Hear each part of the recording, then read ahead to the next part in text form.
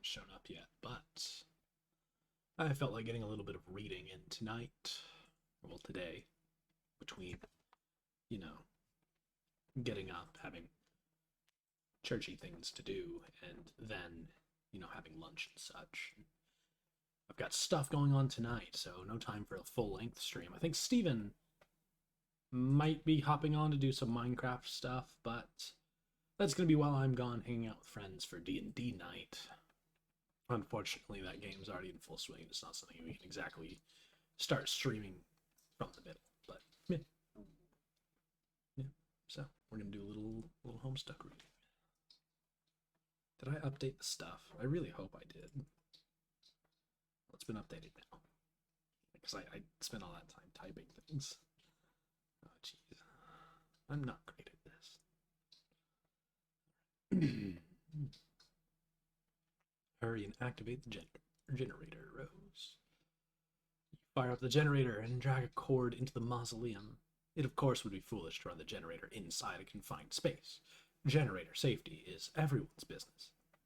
Rose, defile the tomb. Sorry, Jaspers. Have to make room. Have to make space for the laptop. Besides, your final resting place is already a mockery. You should have decomposed years ago under a bed of petunias like a normal cat, not given to a taxidermist and fitted with a tiny custom-tailored suit, and then stuffed in a coffin built for infants. Rose, just plug in your laptop. Let's move on. Oh, goodness. You plug in your laptop and connect to the internet signal again. Everything predictably falls out of your Silodex, but you're not about to get bent out of shape about it. You have bigger fish to fry. Looks like Dave noticed you're back online. He pesters you like clockwork. And there's John. What on earth is he up to now? The door. John, look at the door. Switch to Jim. You're right. Didn't Rose yank the door off its hinges and prop it on your bed? Someone or something has put it back in place and left it slightly ajar. Incredibly alarming. Investigate. Oh, John's gotten pranked. What is this? So outrageous. We got some sound. Nanakin. There she is. Look at how satisfied she is. That prankster's gambit. In the bucket. Well, Rose needs to pester John now. We're gonna... Oh, we got a whole pester log to read through. Oh, there you are. John said your house was burning down. Are you on fire yet or what? No. For now, I have retired to the safety of a smaller building, which is much closer to the forest fire threatening my residence. Oh, well, that's a relief. John told me to get the game to help you get out of there, so I'm working on that now. Working on it? Yeah, my bro's copy. Long story. Hey, don't tell John this, but I think he might have been right about the puppets. They're sort of starting to freak me out a little. You're referring to your brother's collection. I mean, don't get me wrong, I think it's cool and all. The semi-ironic puppet thing or whatever. Or semi-ironic. Man, I don't even know. I'm just starting to think some of this shit is getting a little far. Is going a little far, and it's kind of fucked up. I've seen his websites. I like them. Yeah, well, you would. Oh man, I wish little Cal wouldn't look at me like that. With those dead eyes. Jeez.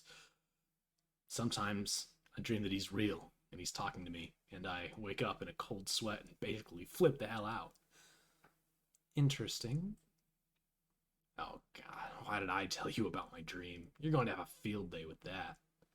I am currently scrawling notes furiously into one of the many psychoanalysis journals I maintain for you. Published papers forthcoming. Because, it's not like either of us have anything better to do at the moment than to evaluate each other's radically debilitating pathologies. Yeah, I'm gonna get moving. Oh, have you heard from John? He's not answering me. He won't answer me either, but I am watching him. I suspect he's preoccupied with the fact that he just had a bucket of water dumped on his head by the ghost of his dead grandmother, who also happens to be dressed like a clown. Alright, I'm out. Later. Interrogate this mad woman, John. We gotta figure out what's going on. Um, Nana? Yes, dear. Wow, you scared the living daylights out of me. Hoo hoo hoo. Well, I guess it was a really great prank. Good one, Nana. Anyway, are you really my dead Nana? Of course, John. I've come back to help you on your journey through the medium and beyond. I am delighted to see what a fine young man you have turned out to be, just like your father. Oh, I guess I will take your word for it. I don't remember you at all. My dad said I was really young when you died. Hey, speaking of which, do you know where he is? I looked everywhere for him. I feel like my John's a bit too squeaky today.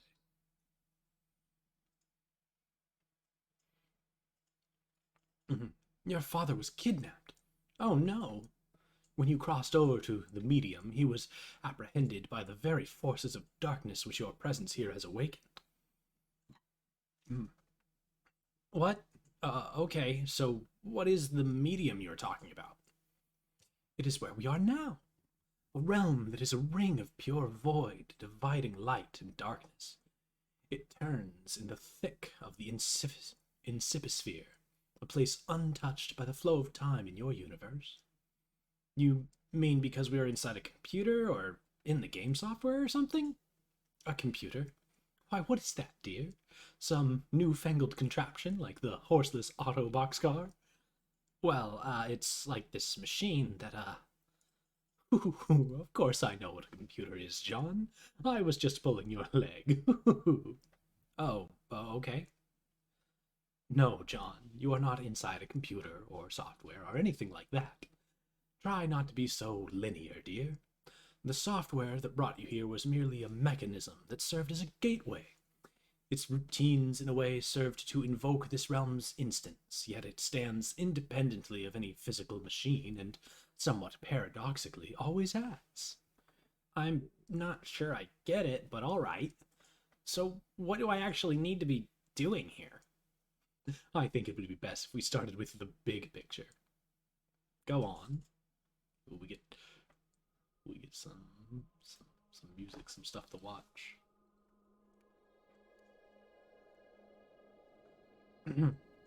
Above the medium, beyond the seven gates, residing at the core of the incipisphere, is a place known as Skya. Legend holds that Skya exists as a dormant crucible of unlimited creative potential. What does this mean, you ask? I'm afraid my lips are sealed about that, dear. But needless to say, where a realm of such profound importance is concerned, forces of light will forever be charged with its defense, while forces of darkness will just as persistently covet its destruction. And, and as it so happens, at the center of this realm whose fate is in question, these very forces duel on a stage stuck in eternal stalemate. Yes, they have dueled in this manner forever. That is, until you showed up.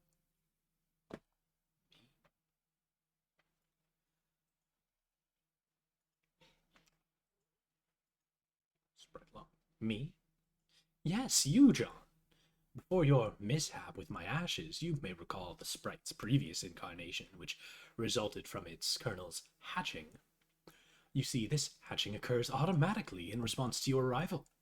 The result is a pair of kernels, dark, one light, each carrying the information they were prototyped with before the hatch. One goes down to a kingdom entrenched in darkness, the other up to a kingdom basking in light. Each comes to rest in an orb atop a spire, of which there are three others in kind. The four spires are situated above a throne, and these two thrones preside over the two respective sovereign powers. And once the kernels are situated, that is, when the game is afoot, the true war begins. Light versus dark, good versus evil. This is a war that the forces of light are always destined to lose, without exception. A quest of futility, then. Wow, really? Then what's the point? That remains for you to find out, dear. For you see, the journey you are about to take is the ultimate riddle. Wow. For now, your objective is to proceed towards Skya and pass through the first gate, situated directly above your house. Not even terribly far. The gates will become progressively more difficult to reach, so you had better be prepared to sharpen your adventuring skills. How am I supposed to get up there? You build. Yes, dear boy, you build. Okay, I think I get it now. So I guess the battle against good and evil is sort of irrelevant. Well, I don't know. That all sounds kind of weird. But in any case, we build the house to get to these gates, and then I can save my dad? Yes, John. And then after that, we solve this ultimate riddle thing and save Earth from destruction. Oh, no, I'm afraid not. What? We're not saving the world. Your planet is done for, dear. There's nothing you can do about that. Oh, your purpose is so much more important than saving that silly old planet, though. And it is? Hoo. There's four. Yes, I have to agree with the float hag about that. Really? But disembodied voice? I wanted to save my planet, disembodied voice. John, you are such a good boy. I know you will succeed. Thanks, Nana. You are a good boy, and good boys deserve treats. Hooray! I'm going to go bake you some cookies.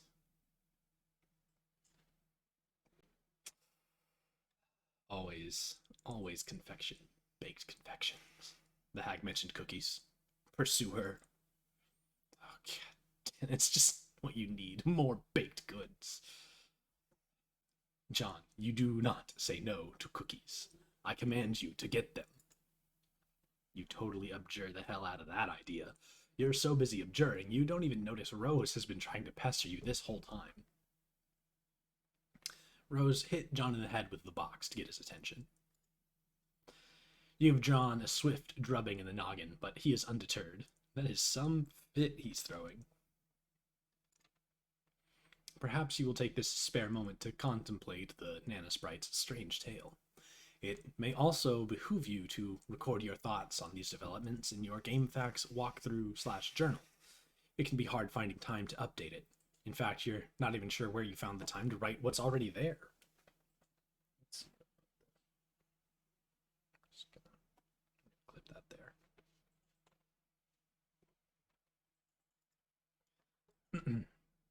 Oh, yes, Jasper. Oh, is that so, Jaspers? And just who do you think you're looking at with that smug grin?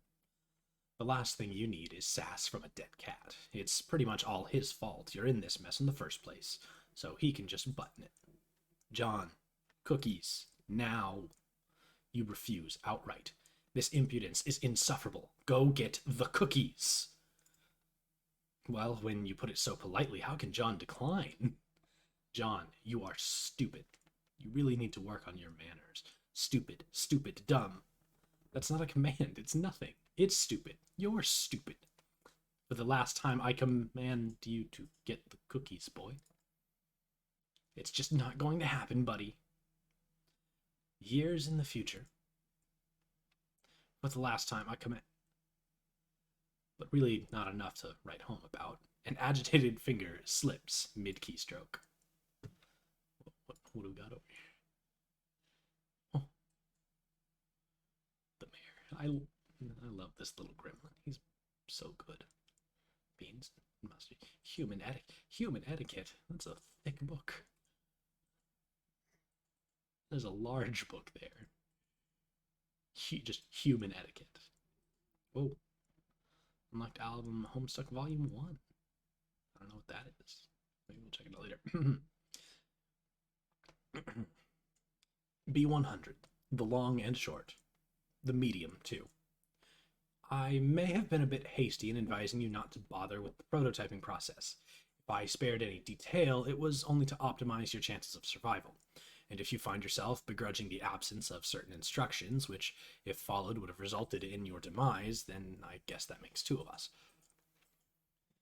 Otherwise, you're welcome. But the fact appears to be that prototyping the kernel sprite before making your getaway may offer the only opportunity to exercise control over your new environment, a place known as the medium. Also, if prototyped with one, or two, sufficiently, albeit loosely, humanoid and or sentient elements, living or otherwise, It offers the chance to have all this explained to you by an apparitional guide through whatever sort of cryptic, sketchy doublespeak your choice of prototyping elements engendered/engenders. In lieu of this, you may be forced to settle for my clear, thorough explanations and assiduous dissection of raw data. Again, don't mention it. If you have made it to the medium with an unmolested vanilla sprite, well, I've already covered the bad news about this missed opportunity, and I will go into this further soon. Though, to what extent this actually is bad news, I'm not sure. I know only the result of my co-player's current configuration, wherein the sprite was prototyped once before the departure and once after. Which brings us to the good news, which is that you can still prototype after your departure, and salvage the massively rewarding experience of haggling with an exposition-slinging phantom guide, so long as you avoid prototyping it with terribly inert items, such as a brass door knocker and your father's pornography collection. Actually, that might be interesting. If you were struck by the spirit of such experimentation, please don't hesitate to contact me about it. So, yes, you can enhance your sprite in this way, but doing so after your departure will no longer induce this effect on the medium I alluded to. That can only be accomplished with one or more pre-departure prototypings. In fact, we can extrapolate that there are only so many ways to prototype a sprite. Tiers of prototyping in relationship to departure. Both before, one after, both after, only one, either before or after, and none. Those occurring before will affect the medium through the kernel's hatching process, and your guide, i.e. the sprite. Those occurring after will only affect the sprite. The effects this process has on the medium, or more globally, the inciposphere, are still vague to me. They have to do with flavoring the forces you will struggle against, and generally all forces at odds with each other in this realm. It has given me some insight into the nature of the game, which again I derive through extrapolation. We appear to be engaging an instance of a dimension with a highly flexible set of parameters and a series of objectives surrounding an equally flexible mythological framework. This framework seems to begin as a sort of blank template and evolves with the player's actions, and likely further evolves with the addition of more host-client connections and thus more prototyped kernels. I regret to say I can't be much more specific than that without loosely extrapolating further. There are plenty of questions that have occurred to me, however. Questions concerning the kernel sprite, which I've raised implicitly already, such as what is the effect of an unprototyped kernel on the medium, or a doubly prototyped kernel for that matter. And even more salient are questions about this dimension itself. Do all players worldwide make it to this dimension if they successfully complete their departure? Or is a unique blank instance of the dimension created for each new player? I have no evidence, but instinct tells me it is closer to the latter situation. There is no indication of any other players present in this realm. Alterations in the realm seem singularly centered on the actions of my co-player and myself. If I had to stake anything on it, I would guess every separate client-server pair activates its own fresh copy of the inciposphere, or a unique session, if you will. But the quantity of players is a further complication which invites more questions. It seems the game was designed to suit two players, most naturally, the server and the client, but through a mishap, my co-player and I have slipped out of the obvious tandem arrangement, and the only logical course of action to continue playing is to string a daisy chain of server-client connections together until presumably the chain is complete. Theoretically, we could complete this chain with only one other player, functioning as the server to my client and the client to my current co-player's server, assuming he can recover it. The strange thing is, though, in our instance of this dimension, there are 4 receptacles for divided kernels, not 3. Does this mean we are destined to have a 4-player chain? How could the game know such a thing? Perhaps it does, and if this proves to be the case, I trust I will be sufficiently numbed to the realization. Okay, so all this backstroke, this is struck through stuff. I can consider nothing about this game surprising at this point, and in fact, from the first moments of play, it managed to deviate so far from my expectations that I completely forgot that my original purpose with it was. Or what? Forgot what my original purpose with it was. I had chances to test some information I obtained on good authority during the prototyping process, but it completely slipped my mind. Instead, the game's catacombs securing the dark, twisting paths to necromancy were blundered into rather on accident. I mean, yeah, it did bring back Nana, kind of. But perhaps you don't need to know any of this. Rethink organization, lead maybe waist deep, logarithmic sludge, trim down. Bleh. She's not finished with this yet. Jeez, cut her some slack. Maybe you could go bug someone somewhere else for a while, or at the very least, somewhen else. Months in the past, but not many. Snow. Different Rose.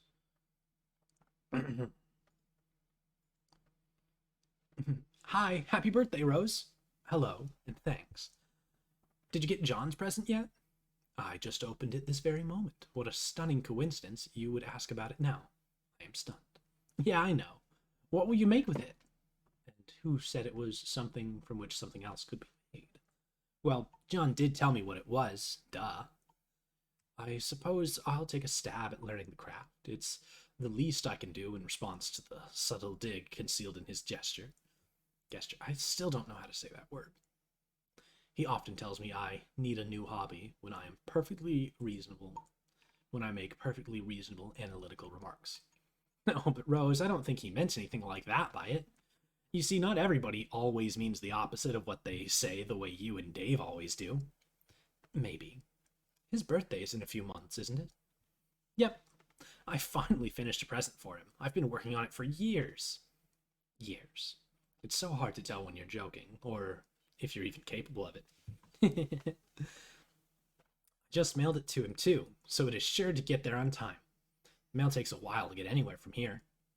I'll probably craft something with strong sentimental value. That should burn him. I don't think you really mean that. I guess not. So, shall I expect a green package dropped to my house via airmail from whatever screwball cranny of the globe you're tucked into? No. Sorry, but you are sort of hard to shop for. Besides, I have something for you today that I think you'll like better than something in a box. Oh? It is a tip. This is already intriguing enough to compensate for the grave scarcity of lavish gifts parachuting from the sky. Please go on. Did you have a pet a long time ago that died? Yes. Okay, well, how did you feel about your cat? Did you love him a lot? Okay, well, I didn't mention it was a cat, or that it was a male. Let's pretend I'm surprised and you're embarrassed and move on.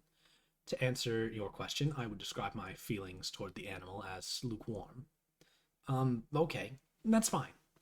It doesn't really matter, I think. Just, what if someone told you you could play a game that would bring him back to life? If someone told me that, I would regard the remark with a great deal of skepticism. If that someone was you, on the other hand, then I would have to ask preemptively, is that someone you? Yes, that someone is me. I just thought you might find it interesting. So, what is this game? Oh, I don't know. I'm just saying is all. I think you'll hear about it later, and maybe you can talk to John and Dave about it. They are way more into all that stuff than I am. I'll see what the word on the street is about it in due time. For now, I should probably order a copy of Knitting for Assholes. It would be a shame if I ran late with John's present. Dave, get your katana. And we're just suddenly switching to a different character. You capture log your katana 212121 and prepare to venture out into the apartment to retrieve your bro's copy of the game. But first, maybe, just maybe, Dave, retrieve the dead bird. Dude, that bird is long gone. It probably won't last long in this heat anyway. But You don't even know what's up with this sick heat. The sun threatens to set, but won't step off. It's staring you down like the big red eye of a hot needle, skipping on a groove it's tracking. It's tracking around the earth. While lingering in midair, its heat seems to suspend time itself, stretching it like warped vinyl. It's meant to rain this season, but there ain't been a drop in sight. Even a little drizzle would help. Might help to fizzle this shizzle a little bizzle. Set the record straight on this global turn tizzle. Oh goodness, this one's clearly in.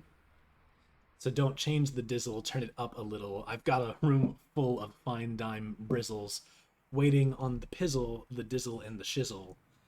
G's to the bizac. Now, ladies, here we gizzo.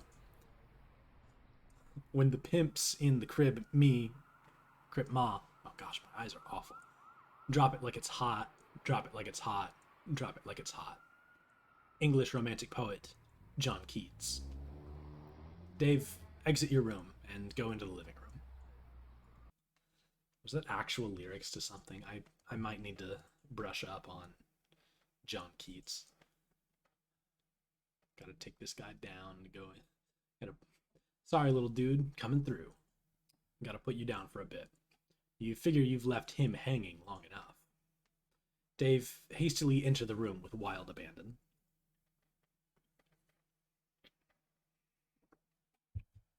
You barge in and see a familiar face. A friendly face. It's Mr. T. You stand in the living room. Your bro spends most of his days in here. At night, he crashes on the futon over there. You don't see him anywhere, though. There's the puppet chest he stores Lil Cal in when he takes him out on gigs, but when he's home, he usually leaves Cal on display somewhere, and with good reason, because Cal is totally sweet. So sweet. Man. Dave, pity to fool. It's your brother's Mr. T puppet, which, of course, is kept in the apartment with a sense of profound, humorous irony. But as usual with your bro's exploits, this is no ordinary irony, or anything close to pedestrian tier 1 ironic gesture, which is a meager single step removed from sincerity. This is like 10 levels of irony removed from the original joke. It might have been funny like 8 years ago to joke about Mr. T and how he was some sort of lame, but that was the very thing that made him awesome as badass. And that his awesomeness was also some sort of joke. But in this case, the joke is the joke, and that degree of irony itself is also the joke, and so on. Only highly adept satirical ninjas like you and your bro can appreciate stuff like this. It's cool taking stuff that other people think is funny, but you know really isn't, and making it funny again by adding subtle strata of irony which are utterly undetectable to the untrained eye. Also, for good measure, Mr. T is wearing a leather thong and handcuffed to a pantsless Chuck Norris puppet. You hope you can be as good as your bro at this someday. You'd never tell him that, though. Dave, find Lil Cal and give fist bumps. Cal's nowhere in sight. All you see is a bunch of your bro's weird, nude puppets strewn around haphazardly. You guessed these things are kinda cool. Sort of. Dave, play a game on the Xbox. It looks like your bro was playing. It's not like him to leave in the middle of some totally intense gaming. Not like him to misplace Cal either. Man, you hope the little guy's alright. Wait, is that the snack game we saw in the March issue of Game Bro? Oh man. Oh, there you are, dude. Didn't see you there. We be chill today, Cal. Yeah, you better freaking believe we be chill. Cal is the man. Dave, resist great urge to play on bro's Xbox. You fail to resist the urge. You start thrashing up stunts of something uncanny brutal on your quest for mad snacks, yo. And get this way rude hunger under control. Shit is basically flying off the hook. It's like shit wants nothing to do with that hook. That hook is dead to that shit.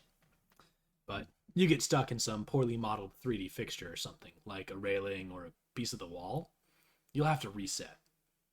F this shit. Dave, give Locale a bro fist bump. Oh man, you almost forgot. Gotta give the C-Man some props. Yeah, that's a 13-year-old. Dave, check out your bro's sweet gear. Your bro has so much sweet gear, it's hard to keep up with it all sometimes. Here's his computer setup. He's usually got a lot of stuff cooking on here at any given moment. Since he's not around, you might as well sneak a peep. Dave, look at your brother's computer. Oh, hell no. Your brother's computer is password protected, of course, to protect all the incredible top secret shit he's got going on the burners. Of course, you know what the password is, and he knows you know it. And you're both cool with that, because the password is the most awesome thing it can be. Oh, it doesn't tell us. We don't get to know. You enter the password on the desktop. On the desktop is a hodgepodge of unnamed folders to store all the stuff he's working on. No one can decipher his organization system but him. He also tends to use the application Complete Bullshit to keep up with the ludicrous amount of websites and news feeds he monitors to stay hip to the scene. Well, let's open that right on up. Dave, open Complete Bullshit. Oh, gosh, I remember this. Content aggregator. This is... I can't read any of that.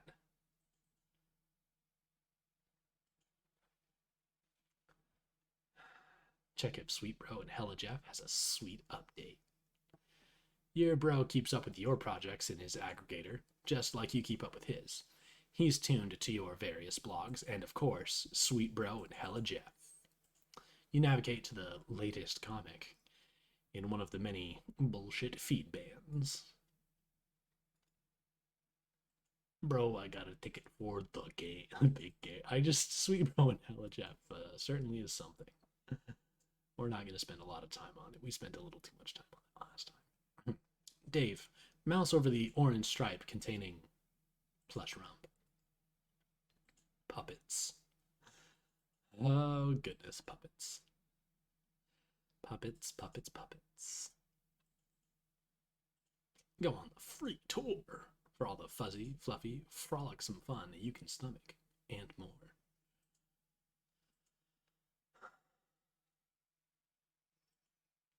Another one of your burrow's many ironic websites. The difference here is he rakes in thousands of dollars a month through this enterprise. Smuppets are a multi-billion-dollar-a-year enterprise, and it's awfully hard to resist taking a firm squeeze from the plump udder of that cash cow. Dave, stop wasting time and look for Bro's beta. You guess you've messed around on his computer long enough. Better get a move on before it's too late for Rose, or worse yet, your bro catches you. But my god, the rumps, they're transfixing. You know this is ironic and all, and your bro reaches echelons of irony you could only dream of daring to fathom. But on rare occasions, when your guard is down, it all seems just a tad unsettling to you. Oh, hey, Cal's over here now.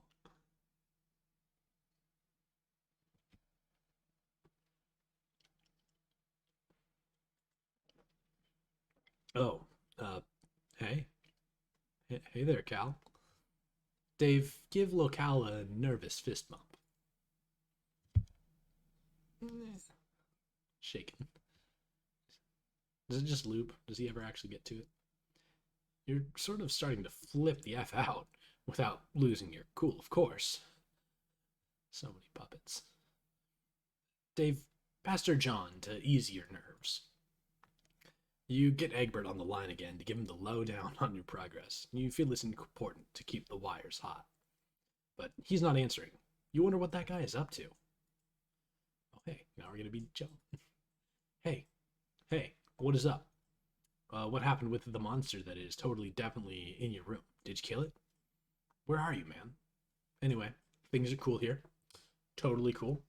Puppets are still awesome. No problem with them or anything. Like, just really, really awesome. puppets.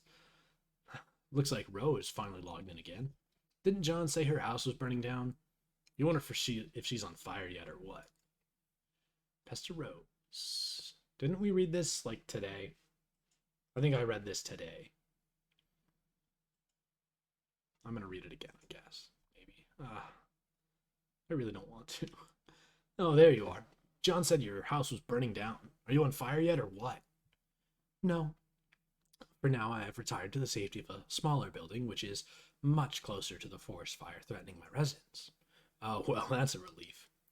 John told me to get the game to help you out of there, so I'm working on that now. Working on it? Yeah, my bro's copy. Long story. Hey, don't tell John this, but I think he might have been right about the puppets. They're sort of starting to freak me out a little. You're referring to your brother's collection. I mean, don't get me wrong, I think it's cool and all. The semi-ironic puppet thing or whatever, or semi-ironic. Man, I don't even know. I'm just starting to think some of this shit is going a little far and is kind of fucked up. I've seen his websites. I like them. Yeah, well, you would. Oh, man. I wish little cow wouldn't look at me like that. With those dead eyes.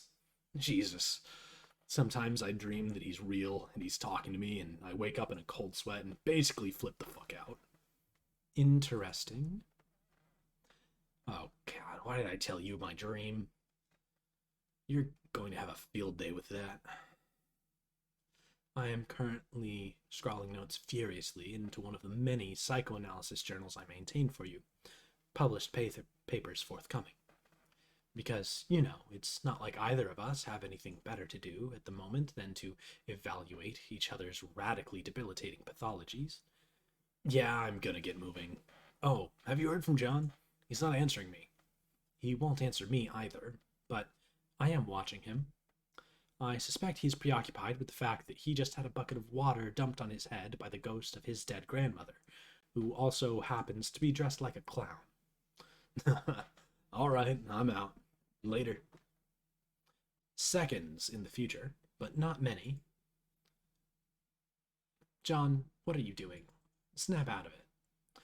We ought to discuss what your grandmother told you, don't you think? Fine, enjoy your stupor. I'll go about my business elsewhere. Rose, deploy the punch Designix. Yo, hey, where are you putting the piano, Rose? Also, the punch Designix is definitely, like, as far away as possible from all of the other machines. Thank you, Rose. That was very, very cool. Very efficient of you. John, whenever you read this, you should know I put the shale you collected to use and finally deployed the punch Designix. It is in your study. I can only drop it, though. You'll have to be the one to mess around with it and see what it does. When you've finished with your weird histrionics, maybe you can give it a try? I'm updating my walkthrough, and it should help to know what it does. It would help. Sure would, wouldn't it, Rose? Let's move on. Oh, gosh, imps. Dude, they stole our disguise that we made. Hey. Also, I should probably warn you that your house and yard are completely infested with monsters now. Try to be careful. So I can see. Stupid, lousy imps. They're mucking up all my cool stuff. Oh, there you are. Oh, yeah. Sorry. I'm not sure what came over me there. I was acting really crazy for some reason. But my head feels like it's clearing up. I think I'm all right now. John, rebuild the claw hammer and return it to your specimens. You're getting way better at this sort of thing. John, confront the pogo ride to prepare yourself for Nana. He just screams out the window at it. Thank God your sanity has returned, so you can entertain extremely rational, coherent thoughts like this one. You examine the pogo ride from your bedroom window. You do not like what you see. Yes, it's okay. Click Giddy Up. Use arrow keys to operate the pogo ride. Go for insane combos. Oh.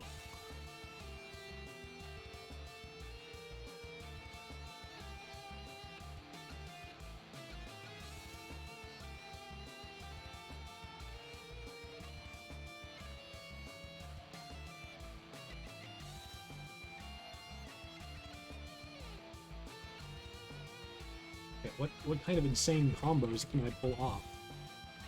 What? Nothing is happening.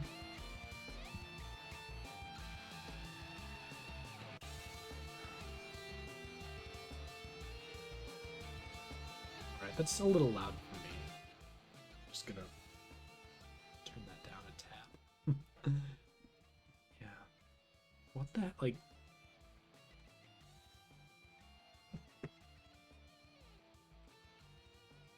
Okay, so the WASDs don't work.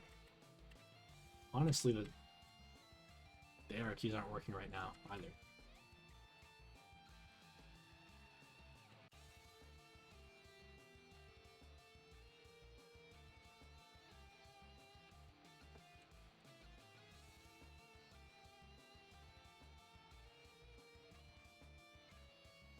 Oh, hey.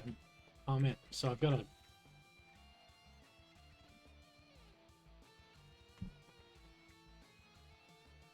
Alright, so if I double click...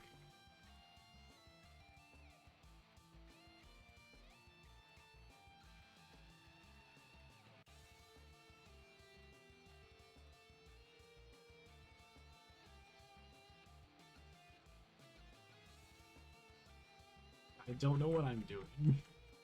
Why am I doing... Oh man, we got up to like... We're almost to 5,000. Okay, we're just gonna... Yeah. Alright. Rose, go drop something heavy on those imps. I guess we know where she put the piano now. Oh no. Dude, the piano. Okay, Rose. And she was talking about our disregard for the personal property of others. Rose, my piano! Sorry. No nuance to these controls at all. I was hoping to bludgeon the imp without letting go of it. Guess I can't really do that. A broken piano isn't the end of the world, though. I guess you're right. You'll need to pick up the spoils in person. I can't interact with the grist. So, that means I have to go out the back door? Yes. Is there a problem? Well, it may sound dumb, but I was hoping to avoid Nana and her spooky ghost cookies. You're right, that does sound dumb. Can you see her in the kitchen? Yeah. What's she doing? Is she baking? You could say that. Are you sure you can't get that grist up to me somehow? Maybe. Rose, use the pogo ride to fling grist through the window. Doesn't look like that grist is going anywhere. You just never know with these gaming abstractions. Oh, she just picked it right up. I'll go ahead and drop the pogo ride in John's bathroom then, Rose. It's in the toilet. This is a logical place to put the green slime pogo ride. John, go ahead and obtain that grist. There you go. Why don't you check out the designings? You can do that while I get to work. On what? Piano. Level up for slaying the imp. The piano, in its valiant effort, has unfortunately been slain. But if it hadn't, it would have raked in so many boon dollars. You have no idea. So many. Rose, it's time to build.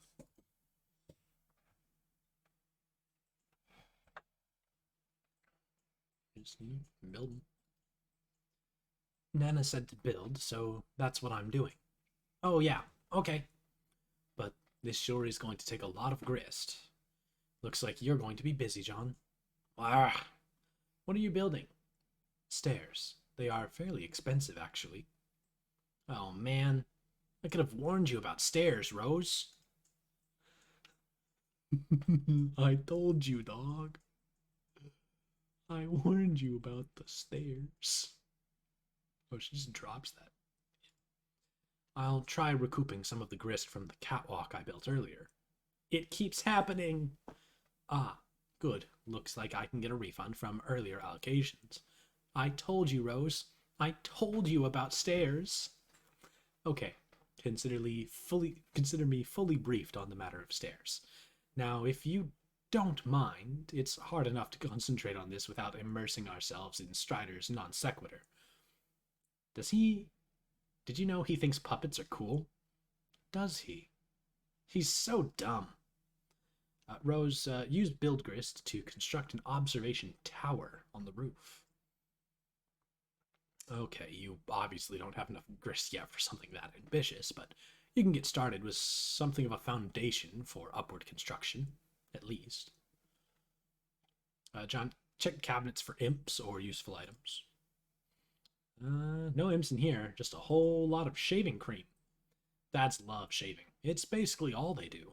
When they're not baking, that is. John, bring along 2 cans of shaving cream. That should be enough, right? Oh no, the telescope. You captured 2 cans of shaving cream just in case. You never know when you'll need to bust out a hilarious shaving cream Santa beard to ratchet up your prankster's gambit. Your telescope goes flying out the window. John, ride the pogo ride. It's a little cramped in here for any sort of proper, reckless pogoing. You'll just grab it and hang on to it until the right moment presents itself. The towel floats back to the rack. The circle of stupidity is complete.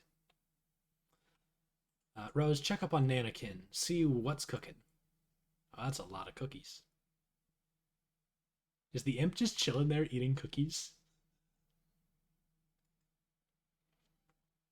Oh, he's gonna try. He's taking them.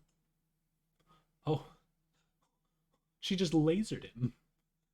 I mean, I expected like a smack on the wrist or like a, grandmotherly rap of the knuckles, but that, she just lasers him. John, make your way to the study. Oh, goodness. Imps. Oh, goodness, lots of imps. They've been extruding Cruxite. It looks like the imps have taken a shining to the Cruxtruder. Cruxite and black goo everywhere. John, ride the Slimer Pogo and one-up that imp. Okay, well, it's not a Slimer Pogo, but you mount it anyway and brandish your deadly armaments. John, ride your steed to victory. Yeah, he handles them. This is incredibly dangerous. John, flip the fuck out. Let's see how they like the old double-barrel lather blaster. Whoops. Oh, shoot. He lands on the dowel. Mr. John, respectfully ask that you please stand up. Oh. Don't move or the pogo gets it. Now, sir boy, flee from this boorish rabble post-haste. Dude, the voice in the disembodied voice in our head got a lot, nice Ipscon, dude. It got a lot more polite when he got that book of etiquette. Refrigerator, level up for slaying the imp. The refrigerator skyrockets up the echelon to a new rung, 5-star General Electric, and earns 285 boon dollars. Things are really looking up for this feisty appliance. Well done, John. Polite congratulations. For some reason, you feel a sense of positive reinforcement. Wherever that feeling is coming from, it sure is a welcome change from your erratic moods earlier. Now, my civil fellow, I have a well-mannered query to ask.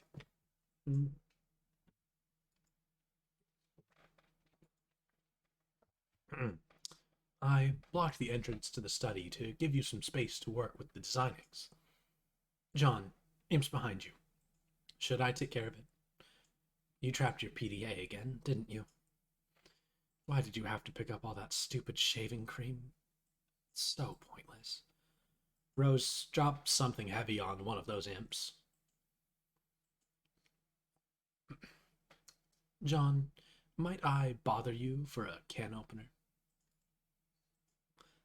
Oblivious to the commotion behind you, suddenly you find yourself pondering the whereabouts of a can opener. You think there's probably one in the kitchen, but the path is blocked by your refrigerator. John is completely unresponsive. What the hell is that nincompoop doing? Years in the future. But let's not get totally carried away here. A studious eye darts about a page like a honeybee, gathering the nectar of wisdom. To book you in, please. Thank you. You are welcome. Good day. How do you do? Splendid. And you? Gratification. Further courtesy. Favor is mutually curried. Yes. The cycle. Oh, he just... Munch? See, he's just eating the pages. Elixir known as tea. Absurd vestigial fourth digit is cantilevered. Everyone is polite. Rips it out. Munch, munch. Yep, he's just eating a book, one page at a time. How else do you eat a book?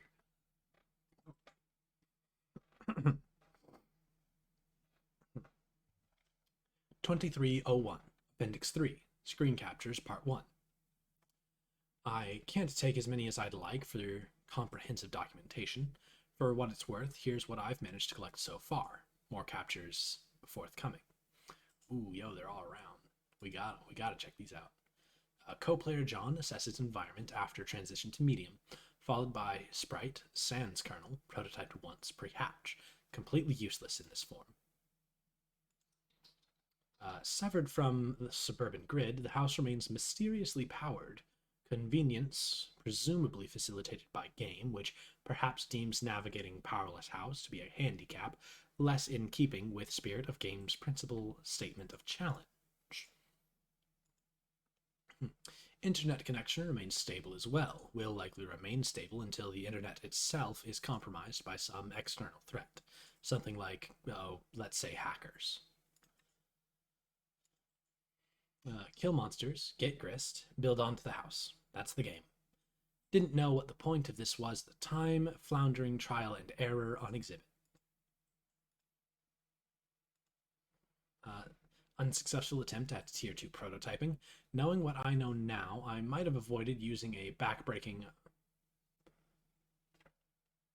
vademecum of practical jokesters rife with antiquated lexicon and racist aphorisms. Either that, or I might have tried harder to succeed. Final screen capture before I lost my internet signal for a time. I don't know what happened thereafter, but when I returned, the car was nowhere to be found, and the driveway plateau was in a state of disrepair. The mysteries, will they ever cease? Sprite prototyped once more with grandmother's remains. She treats John to some helpful exposition in a friendly and maternal, grand-maternal manner. Co-player has displayed inexplicably capricious behavior since arrival. Stress-related? Contracted virus, indigenous to realm?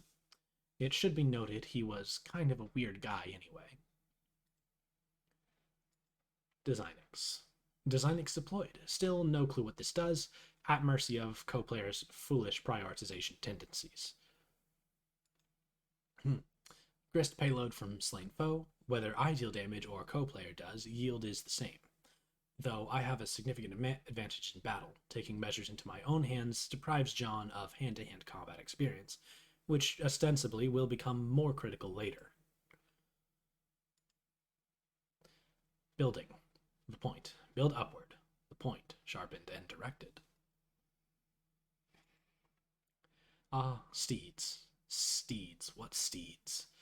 Has the whirlwind a home in your manes? Is there a sensitive ear, alert as a flame, in your every fiber? Hearing the familiar song from above, all in one accord you strain your bronze chests and hooves barely touching the ground. Turn into straight lines cleaving the air, and all inspired by God, it rushes you on. Dude, what was that about the whole, Rose gets into, she writes stuff about horses. Barbasol Bandit. Yeah, I have no idea what the hell's going on here.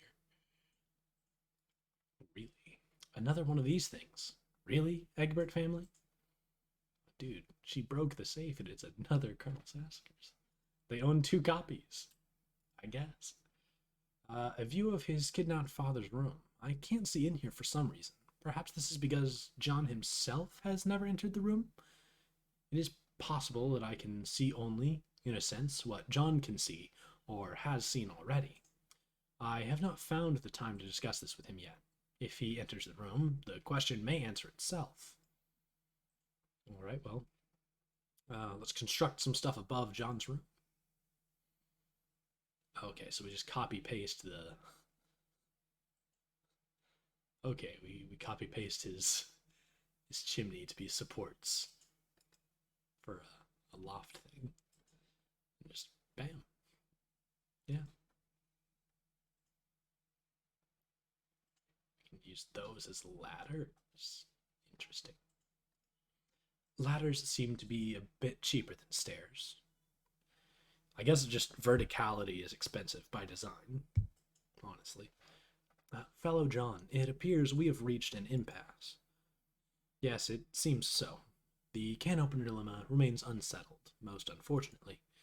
It is unfortunate, I guess. What are we talking about again?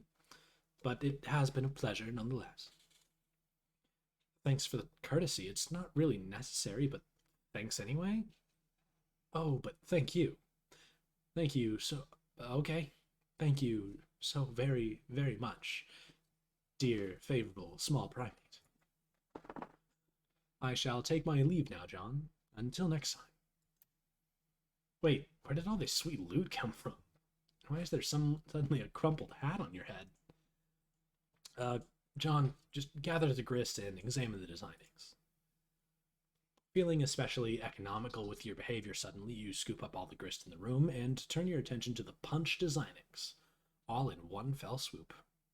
The device features a countertop station design with a keyboard setup, not unlike an old-fashioned computer.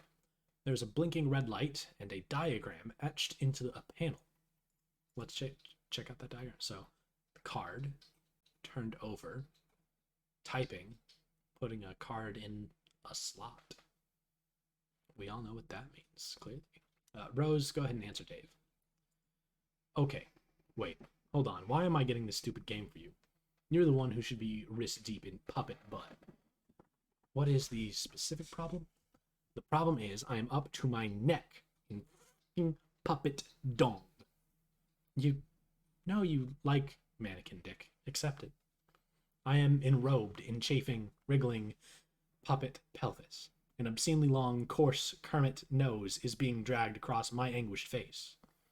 Let's put this into perspective. You put up with the puppet prostate because you love it. Also, coarse is a good word. You don't seem to harbor any sympathy for the fact that I've burrowed deep, deep into lively, fluffy Muppet butts. I'm whirling into a terrible cyclone at the epicenter of my own personal holocaust of twitching foam noses. It's like an apocalypse of perky proboscis in here. Like the proboscalypse, I guess. Are you going to start rapping about this? What? No, listen. Prong of flesh, bereft of home, found solace twixt a cleft of foam. Oh, no, oh, jeez. Come on. Of apocalypse your thoughts eclipse, a painted pair of parted lips that dare through a kiss to stir the air, that teases tufts of orange hair, and, though faces flush in lovers' fits, handle snug in plush as gloves befit. Oh, Dickinson, if you can shut your perfumey trap for a half-second, this is serious. I am just saying, if I see one more soft, bulbous bottom being like kind of jutting out or impudent or whatever, I'm going to fly off the handle. I'm going to do some sort of acrobatic fucking pirouette off the handle and win like a medal or some shit. Then let's hope there will be a squishy derriere somewhere below the handle to break your fall. John, observe the back of the first visible captcha log card. You flip over the top card containing your pogo rider. Jeez, I can't read that. Anytime you captcha log something, a new code appears on the back of the card. You've always wondered what the code was for. Damn, these things are hard to read. But then you've never really found any reason to decipher them. Until now, perhaps? Yikes. Is it just my eyes, or is that as hard to read as I think it is? Examine reverse side of hammered card in stripe specibus. Looks like the cards from your strike deck have codes too. Enter capture code as seen on the back of the Pogo Ride card. You enter DQMMJLEK into the keyboard. At least you think that's what the code is. The red light switches off. Green light begins blinking. John, insert the card.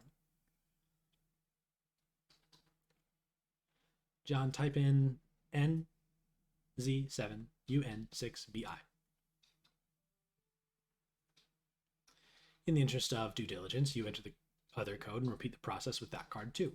Both cards are now punched with different hole patterns. John attempts to retrieve Pogo from the card. Oh, well, that should just be a simple matter of... Uh-oh. It looks like it's trapped now. You don't see how you can access the item anymore. Or store a new item in there for that matter.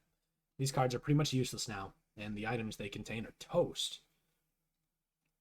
Well, maybe all is not lost. Recalling from your experience with the pre-punched card, you may be able to use the cards to replicate the items in question. Assuming you got the codes right, that is. John, go ahead and mash the keys heedlessly. Let's just get a random code going. Not quite through with your cowboy empiricism just yet. You mash the keyboard to generate a random code. You enter DSKHJSDK. The Designix stops you after 8 characters, which appears to be the maximum length for a code. The green light goes on, signaling its readiness for a card. You figure you might as well burn the shaving cream, since the product is not exactly at a premium in your household. You figure you might as well merge the 2 cans onto 1 card. You're a little sad that your dad isn't around for this. You have a feeling he would get a real kick out of the idea of duplicating more shaving cream. You punch the card with a pattern that is in no way related to the code for the item it contains.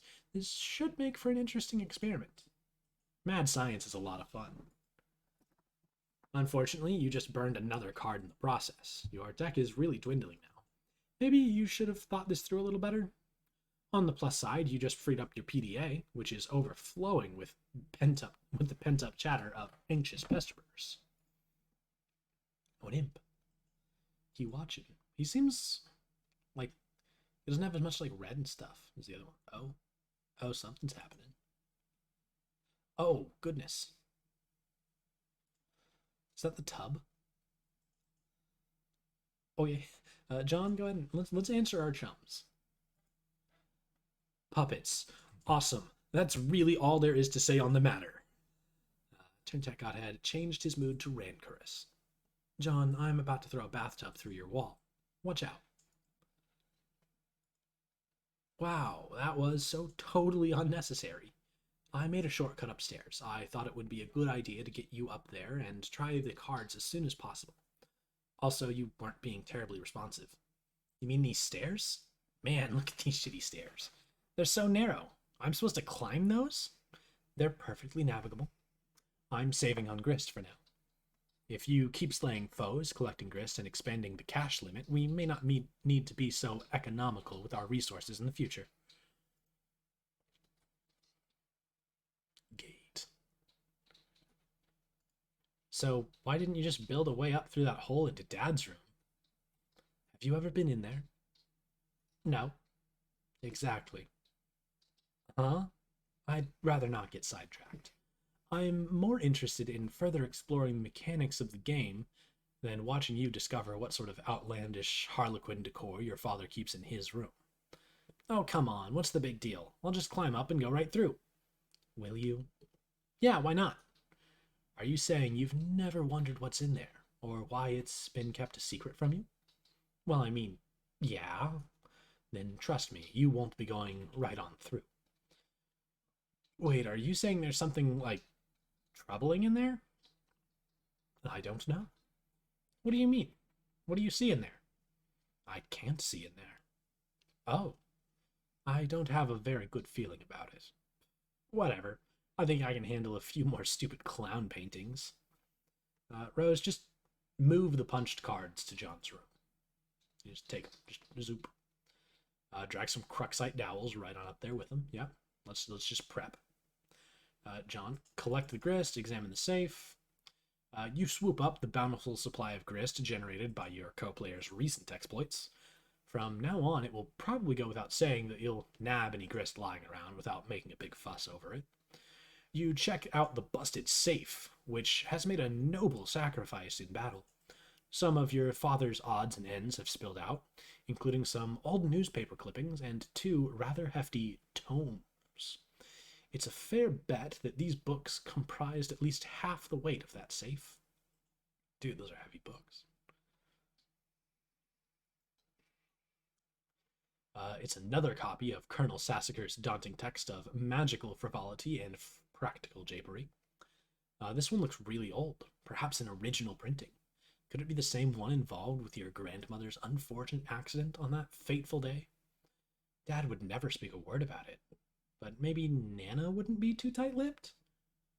I mean, it's kind of her death. I feel like that'd be a touchier subject with the person who died. Maybe. I don't know. You give it a cursory perusal. It appears to be similar to your reprinting, listing all the japes and chicanery you have come to know and love. You captchalogue it, thinking you may give it a closer look later. Well, let's look at the other contents of the safe, John. The Fatherly Gent's Shaving Almanac. You take a look at the other book, which you're sure Dad thought it was a scintillating read, but it looks pretty boring to you. Maybe you'll crack into it someday when you're old enough to shave. Everything in this safe was obviously very important to your father. You wonder why he kept it locked away from you. Some things about him you will never understand. The Common Hornographer. Monday, April 13th of 19 something. Space rocks knock local burbs block off. Populace oblivious to rather significance of events, assuming there is any, which there definitely isn't. Shortly after 4 a.m. today, a downpour of meteors in a residential neighborhood became yet another instance in a pattern of recent rocky cosmological phenomena. The incident, aside from property damage and loss of life, was downplayed by authorities as not all that big of a deal. Crocker facility leveled.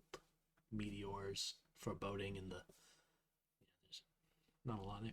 It seems he has been collecting scraps from the news over the years. These articles go back decades.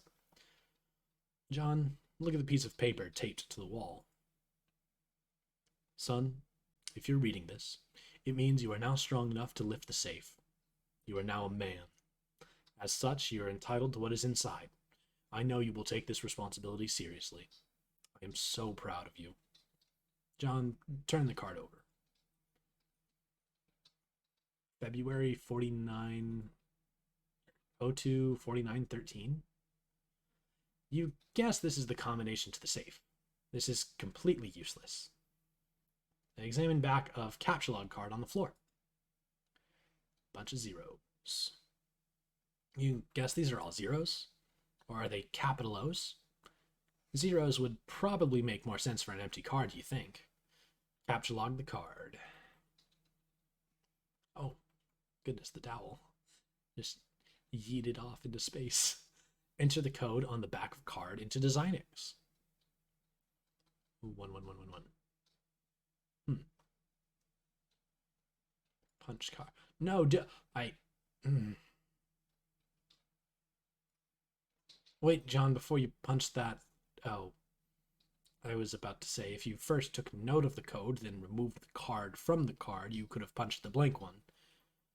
You would have only burned one card instead of two. Oh yeah, you're right. Damn it. John, throw your hat down in disgust. Oh, all the way down. Captchalogue punched captchalogue card.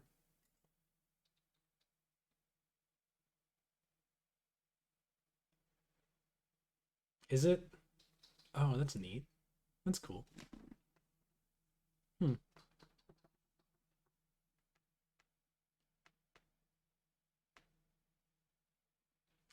Oh, she cut.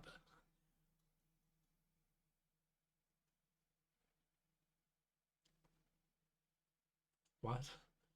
Take your pee. Wait, what just happened? I feel like I missed something because I was. Okay, so yeah, we just threw the hat, and when we tried to captchalogue the punched captchalogue card, we yeeted our PDA. And Rose caught it for us. All right. Take the PDA, John. The 2-card Siladex inventory of dumbasses.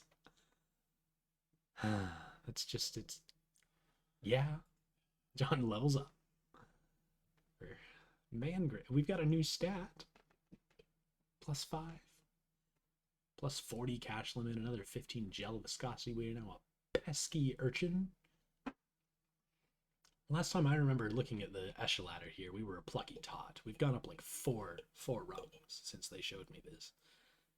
We've got a pretty respectable amount of boon dollars here.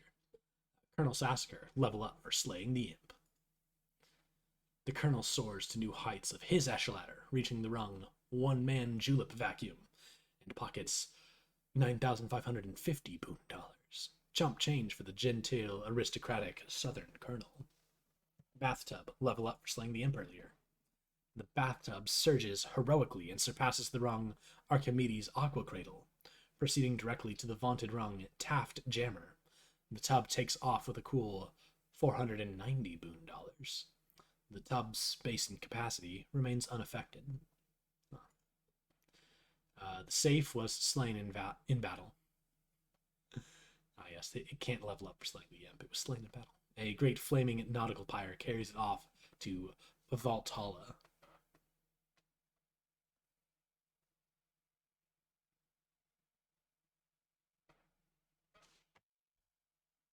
John, make your way up those stairs, post haste. You're not sure. They look pretty precarious to you, but you've been assured the stairs are perfectly navigable. Lad scramble. Oh, goodness. Lousy, damn stupid stairs. Just trips. He falls. Oh, that's a big imp. Another imp got, like, squashed by that. Uh-oh. We got some, I wouldn't really call this foreshadowing. Dave, ignore locale and find the beta. You wander over to the place where your bro keeps his sweet turntable gear. Man, that setup is sweet. You feel pangs of jealousy whenever you walk by it. Really cool jealousy, though. Oh, thanks. I mean, it's just a vest. Yeah, I just kind of chill in church clothes all day on Sundays after doing church stuff. I've got really comfortable church clothes, so I don't bother changing out of them. Really cool jealousy, though. Like, the kind where instead of getting all worked up about it, you actually don't give a shit. One of your brother's rad and extremely expensive ninja swords is missing, though. You know this drill all too well. Trouble's a brewing. Dave, take the other expensive ninja sword. Not a religion person, so I just vibe with you. You know, PJs are a big mood some days. What sword? Oh man, he's gone. Dave, exit your bro's room. You approach the exit. There's something on the door you haven't seen before. Looks like one of your bro's ironic comics he left for you to check out. Yeah. What have I done? Animal, please start breathing. Oh God, please breathe. Okay, make believe time is over. Oh, oh, oh no. What will Nanny do to me if she finds out? No one can ever know. I have to hide the body, but where? Think, imagination. Ah, the one time I really need you. Click. Hello, Rolf. I want to play a game. I want to play a game. To play a game. Yeah. Jeez. Okay, some of the stuff you know he's just leaving around to get under your skin. This is obviously another ploy in his relentless siege of one-upsmanship to get your goat. The same goat you've been meaning to bleat like, ironically, but that will have to wait for a more appropriate time. You think he knows that deep down you feel like you're still not ironic enough to get stuff like this, and this is probably some weird gauntlet he's throwing down to see if you will get it. But honestly, you think this material is just a little too ironic. You just don't need to see this shit right now.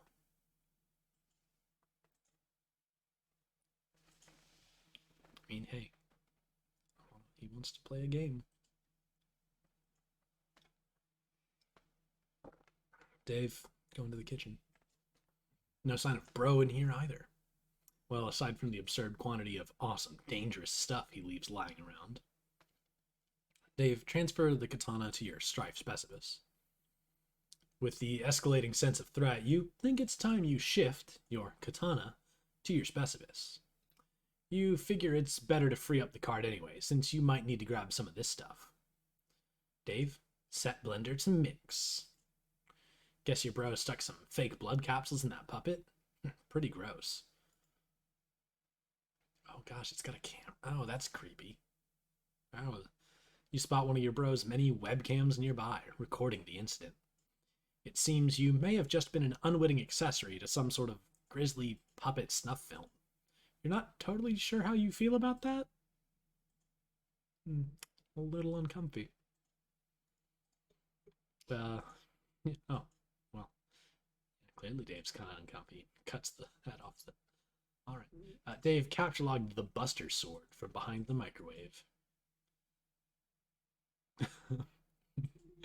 This might be the only thing in the whole apartment that's a bigger piece of shit than your own sword. You put it back behind the microwave where it belongs. Dave, set blender to crush ice. It's just sort of bouncing around in there. You're making a bit of a mess now. Dave, hide the evidence in the microwave. This is a bad idea. Oh no. See, like, his hobbies are cool and all, and you guess he's got to put his stuff somewhere, but what if you just wanted to heat up a burrito or something? His kitchen is pretty much useless. Dave, grab those fireworks. You capture log all the fireworks.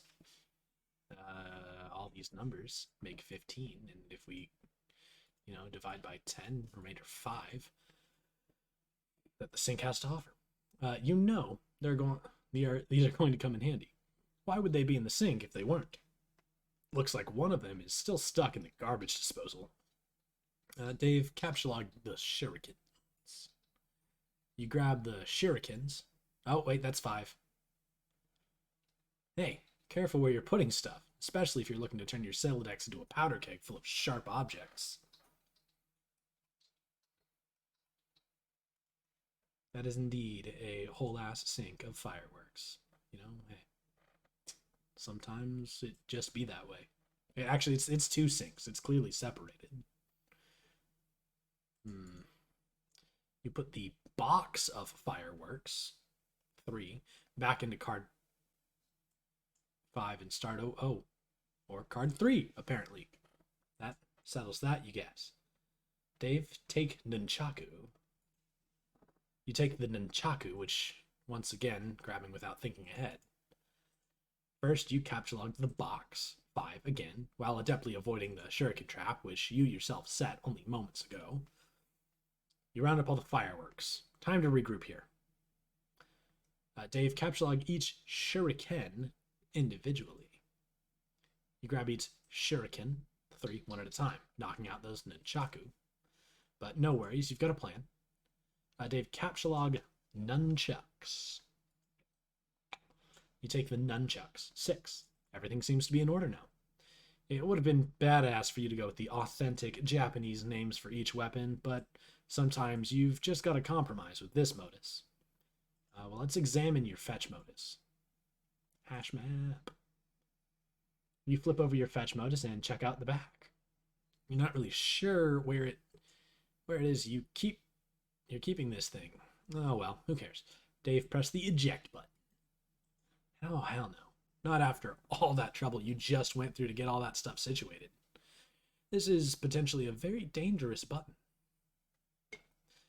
Change to Scrabble points hash modus.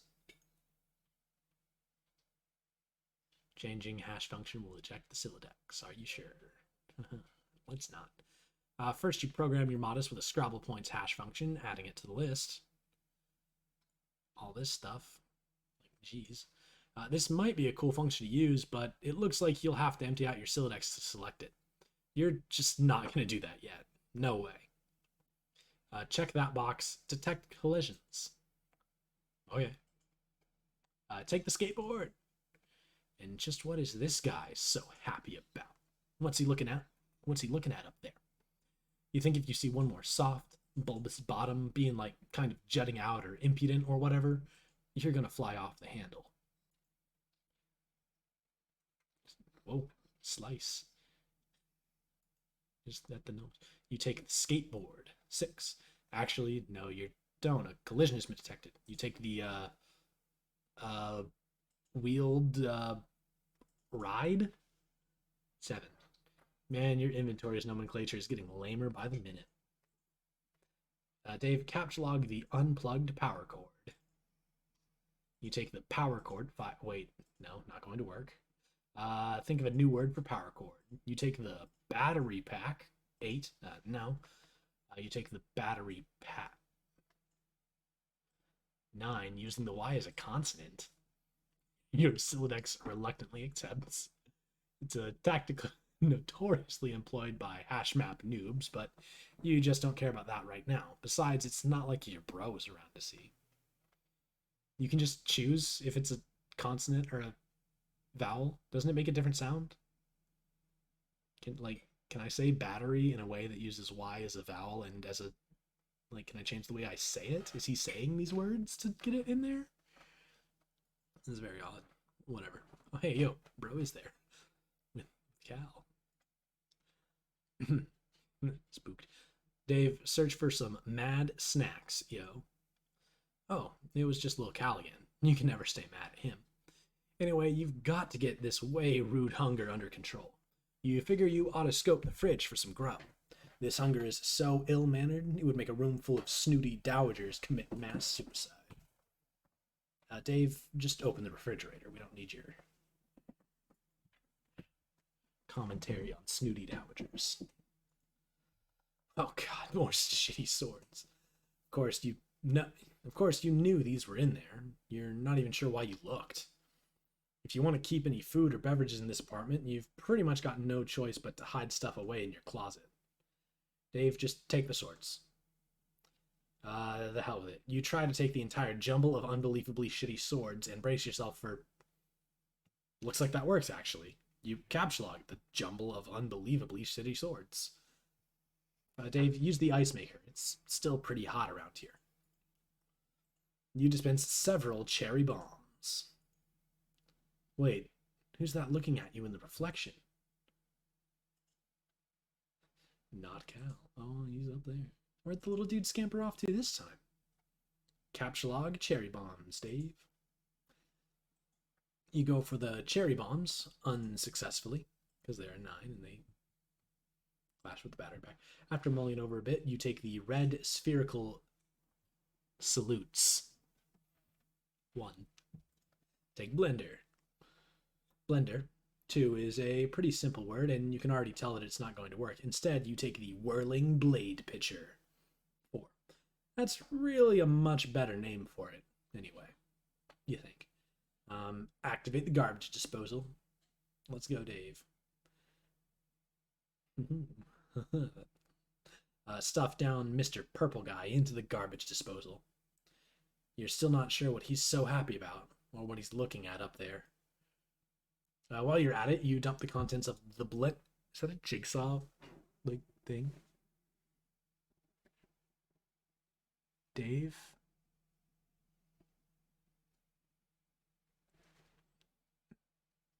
Hello, Dave, but reversed. While you're at it, you dump the contents of the whirling blade pitcher into the disposal. But you suffer an unfortunate garbage disposal head jam. You notice something in the reflection, something above you. Well, Dave, look up. Hello, Dave. It's the hatch to the crawl space above your apartment. Bro's always tucking away in there when he's busting out his rad stealth stunts. He's so sick that dangling cord never even jostles. You just know he's being ironic with these weird mind games.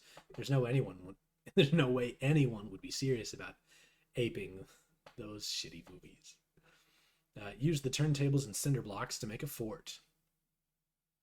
It's a pretty sweet fort you just made, and you're pretty sure your brother would agree. Under different circumstances, you might be high-fiving over it right now.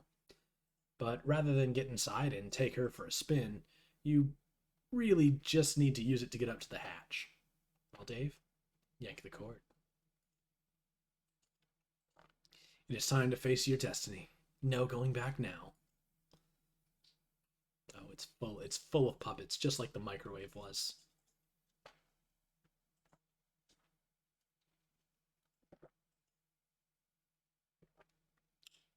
Just all the proboscis, and the plush rumps.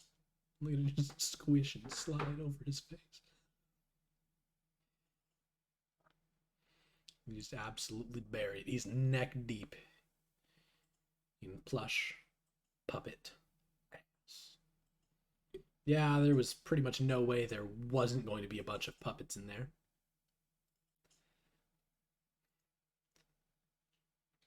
Oh yes, this conversation we just read a little while ago between Dave and Rose. I usually read these things. Okay, wait, hold on. Why am I getting this stupid game for you? You're the one who should be wrist deep in puppet ass. What is the specific problem? The problem is I'm up to my goddamn neck in fucking puppet dong. You should know.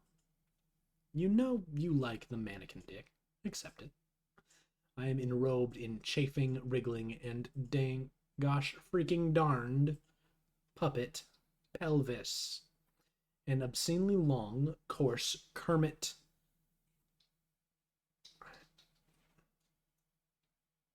dong is being dragged across my anguished face. Let's put this into perspective. You put up with the puppet prostate because you love it. Also, coarse is a good word. You don't seem to harbor any sympathy for the fact that I've burrowed deep into lively, fluffy muppet buttock. I'm whirling in the terrible cyclone at the epicenter of my own personal holocaust of twitching foam noses. It's like a fucking apocalypse of perky proboscis up here. Like the proboscalypse, I guess. Are you going to start rapping about this? What? No. No, listen. Prong of flesh, bereft of home, found solace twixt a cleft of foam. Oh no, oh jeez. Of apocalypse your thoughts eclipse, a painted pair of parted lips that dare through kiss to stir the air that teases tufts of orange hair, and though faces flush in lovers' fits, hands snug in plush as gloves befit. Oh, Dickinson, if you can shut your perfumy trap for half a second, this is serious. I'm just saying. If I see one more soft, bulbous bottom being like kind of jutting out or impudent or whatever, I'm gonna fly off the handle. I'm gonna do some sort of acrobatic fucking pirouette off the handle and win like a medal or some shit. Then let's hope there will be a squishy derriere somewhere below the handle to break your fall.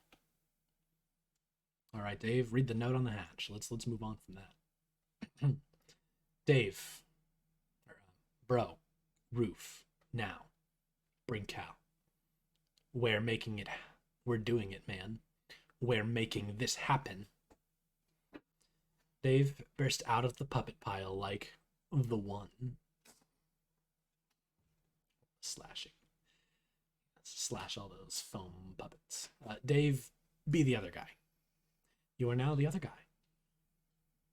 John, take the dowels and sheets from bed and make a tent. This is so much fun. A huge waste of time, yes, but so much fun. John, oh no, Rose just yeets the things. Like, that's my dresser that she just yeeted. John, carve a totem of the punched pogo card.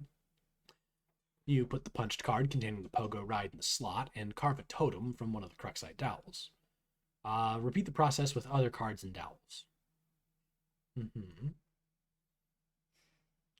use the card containing the code for the hammer, as well as the one with the random code you punched over the shaving cream. card for the hell of it.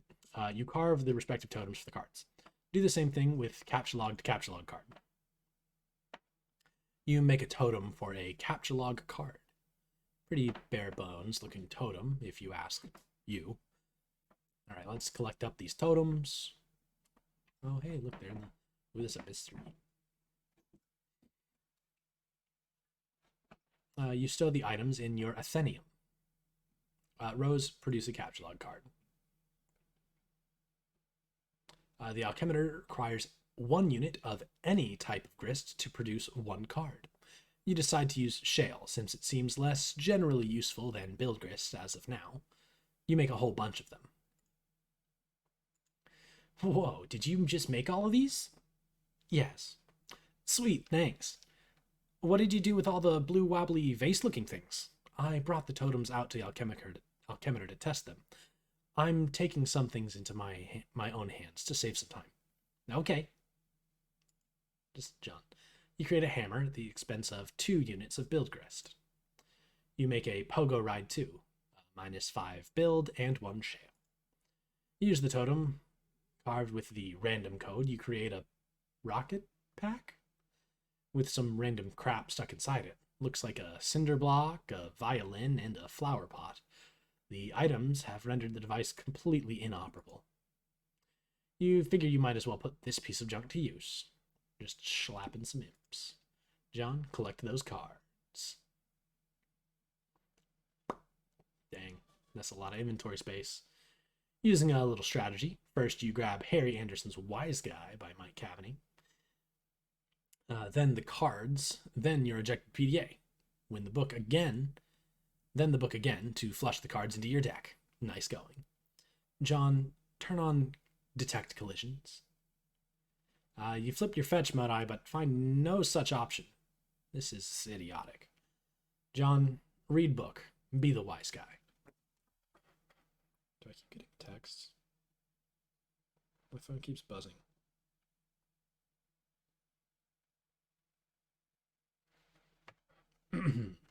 Blood loss in the Big Easy.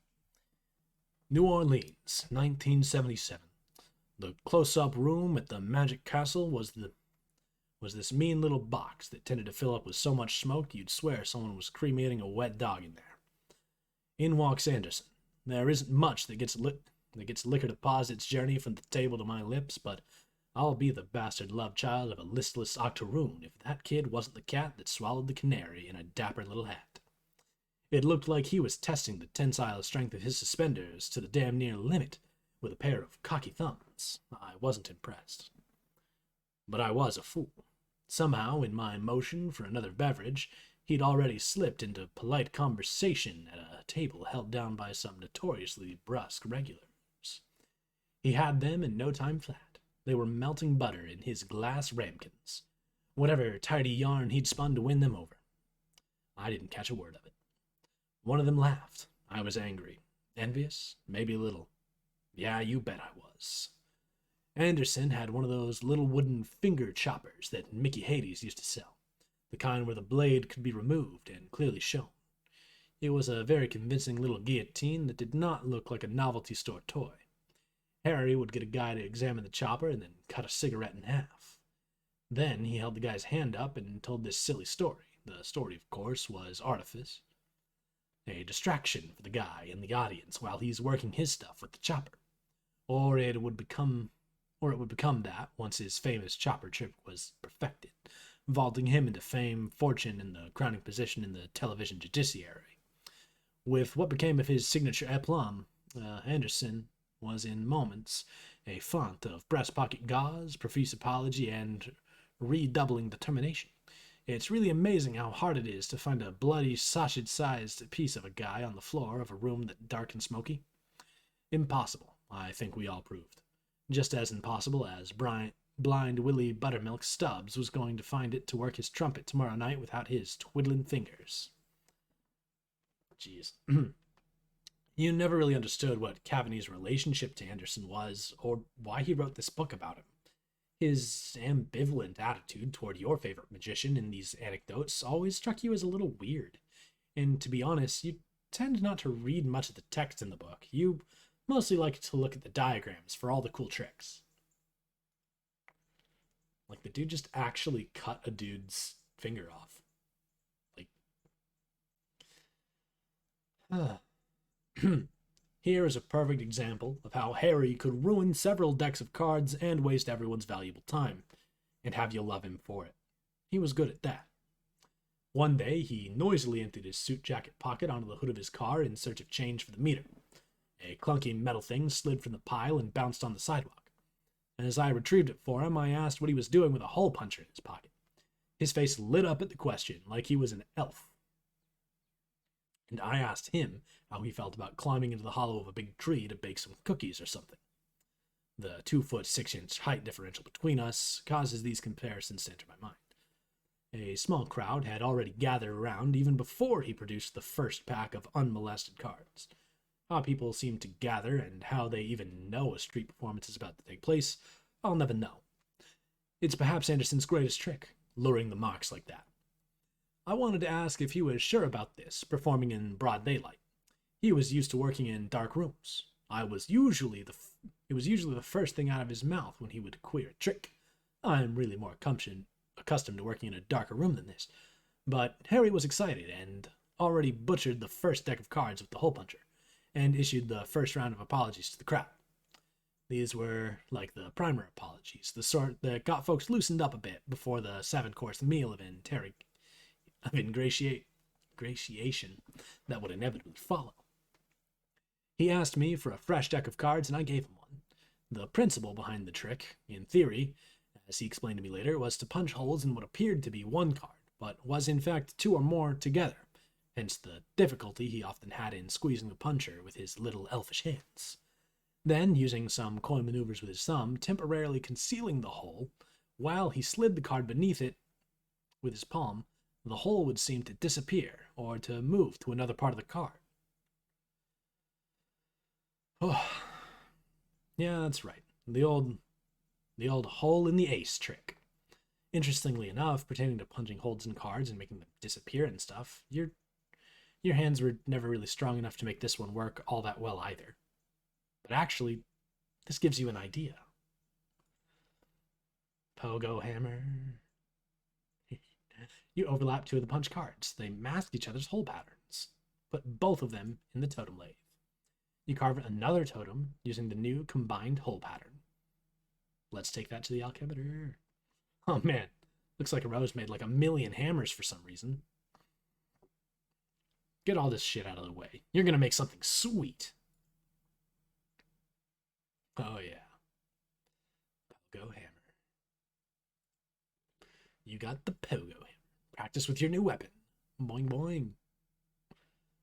Look at that imp with his pogo ride. What did you do? I combined the cards in the lathe thingy and made this. It is so sweet. Man, look at me go. I see. That was a really good idea, John. Nice work. Thanks. I got the idea from Harry Anderson. Who? You know the show Night Court? No. Oh, well, bottom line is, he's awesome. That's really all there is to say on the matter. Attack the nearest imp to test Pogo Hammer's strength. You get a vicious, rhythmic bouncing combo going and easily slay the imp in one blow. You and the Pogo ride are catapulted sky high in the process. Oh yeah, he double bounced. His thing's bouncy, that thing's bouncy. That's just asking for trouble.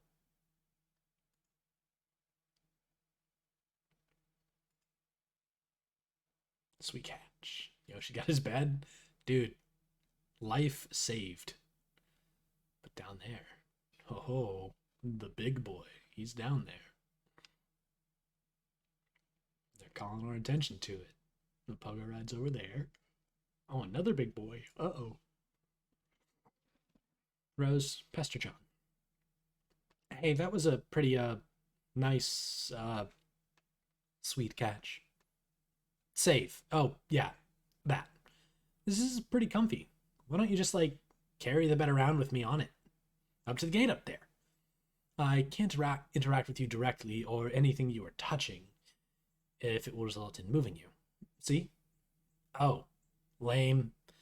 The game probably regards that as a kind of cheating.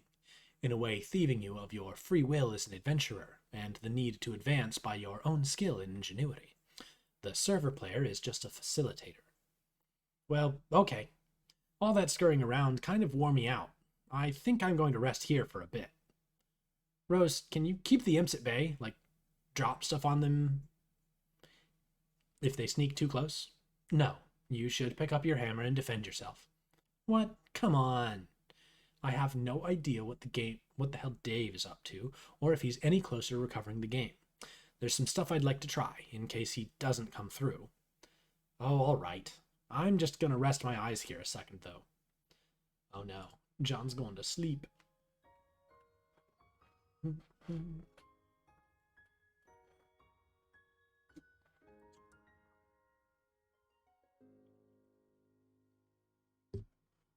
Seems like a bad idea, seeing as we just saw that a bunch of,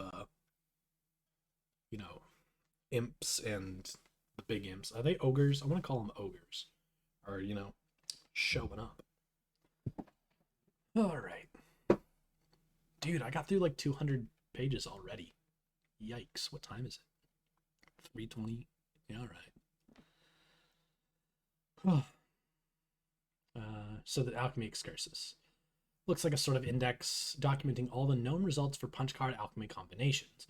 This could be a convenient resource as you start to stumble on more useful card combinations. But ever since John started punching cards, you've been contemplating other ways this item manufacturing system could be put to use. In particular, if you obtain the code for an item at your disposal, you think you could theoretically send the code to John and he could make it himself. That is, if you can think of anything that would be worth sending to him. Rose, captchlag the Esperb server CD. You eject the disk and captchlag the server CD. Rose, message John the captcha code. And it's blank. Oh, god damn it. Uh-oh, that's a fire really close to the generator. Oh no. Oh no! Wait, her laptop wasn't charging? We were just running off generator power? Oh no. Facepalm ×2 combo. Alright, John, wake up. Alright. No. I might call it for the day pretty soon. I got stuff I gotta do.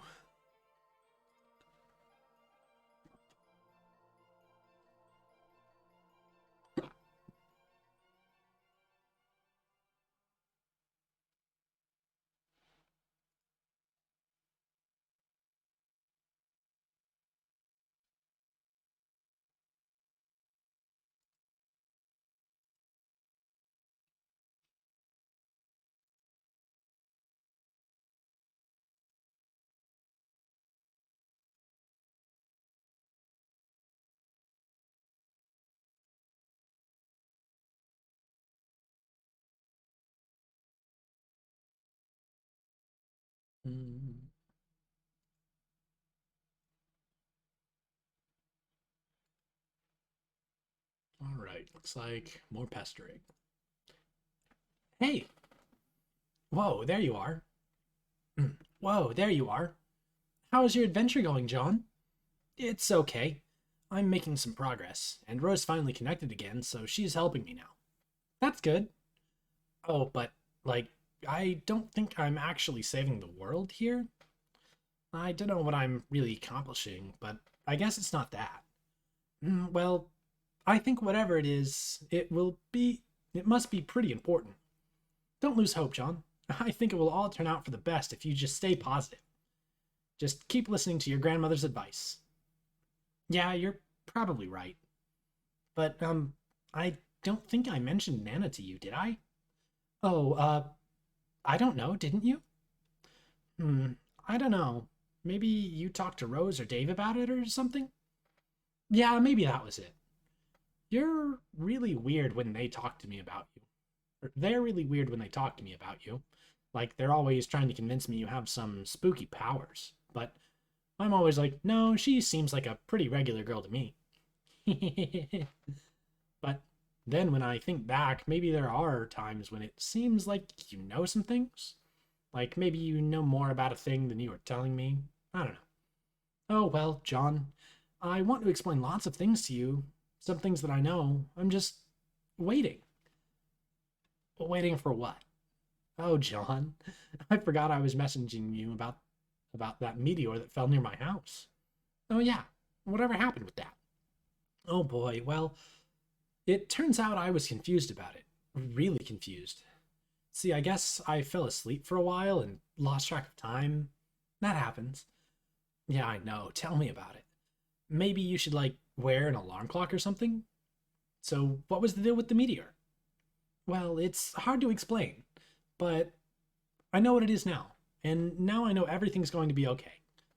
So, what is it? Or is this just another thing you're waiting to tell me? Oh gosh, John, I really want to tell you all this stuff, but I can't yet. I really think you need to wake up first. Huh? Well, okay, not literally. Well, okay, maybe kinda literally. Ah, stop being so confusing. Well, anyway, time for you to go, John. I think you have some company. John, quickly grab the pogo hammer. We've got company. You stick the pogo hammer back in your strife specimen and get ready to kill some more of those pesky little. Huh? What's that? Those are not little. The imp is also hiding. TT ceased pestering EB at, we don't know. Rose, why aren't you dropping something on that thing? Oh no. John, be the imp. You be the imp and quickly abscond the heck out of there. This is what weaker adversaries do whenever things get too hot to handle, which is frequently. John, prepare for a boss battle. You stop being the imp because that was stupid, and scurry over to your magic chest that you suddenly remembered was on the roof. There are some things in here it would be good to stock up on for a major battle. But it looks like someone has plundered your chest. This is outrageous. It sticks its foot in the window for climbing. Oh no. Oh dear. You're being ambushed. There isn't much room to maneuver on this sloping roof. Maybe you should consider making your way to higher ground. John, ascend to the highest point of the house. Boing. You go up there. John, look down. You peek over the edge. Not much going on over there. Wait, oh yeah, where's the handcuffs? It seems like a long way down to your yard. Not even to speak of whatever's below. Hey, weren't your trick handcuffs dangling from that branch earlier? Damn it, why do imps gotta be making off with all your sweet gear? John, turn around. Crude ogre. You're confronted with a pair of enormous foes. This is it. You have no choice but to wage a fierce rooftop battle. This is going to happen now, and could in no way conceivably be interrupted by a sudden shift in our attention. It's go time. It's time to do this thing. We're doing it, man. We're making this happen. Dave, stop being the other guy. You stop being the other guy. You're not even sure what that meant anyway. Sound stuff. Dave, ascend to the highest point of the building. Bro, roof now. Bring Cal. We're doing it, man. We're making it happen. He grabs Muppet. Acrobatic and pirouette.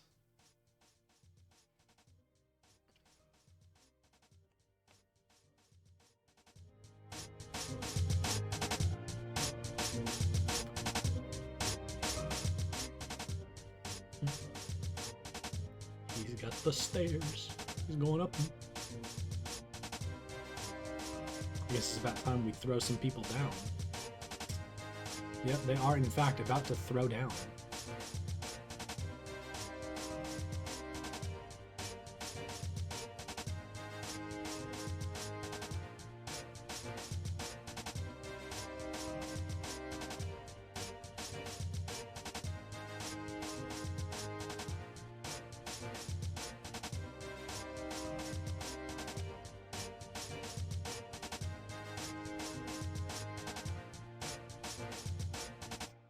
Oh man, the AC's busted. Oh no, psych. We get to hang out with double times two double psych out combo. Oh man, it's time for the mayor. You are now the wayward vagabond. Actually, 666. I think this is a good place to stop stream for today. Thanks for joining, guys. Thanks for hanging out with me for a little bit. I have got stuff to do later in the evening, so I won't be able to stream anymore today, me personally. I think my brother's going to do some Minecraft stuff on the channel, so keep an eye out for that. Actually, those texts I was reading might have been them canceling D&D night. Our current DM is kind of flaky. Just a bit. Like,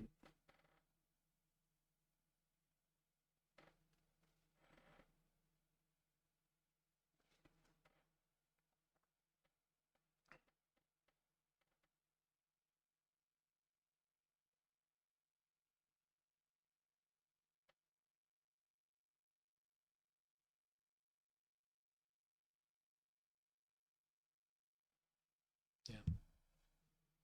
Checking that out. Yeah, okay. I should have ended stream before checking my texts. Sorry, I'm bad at this. Have an excellent day, and see you later.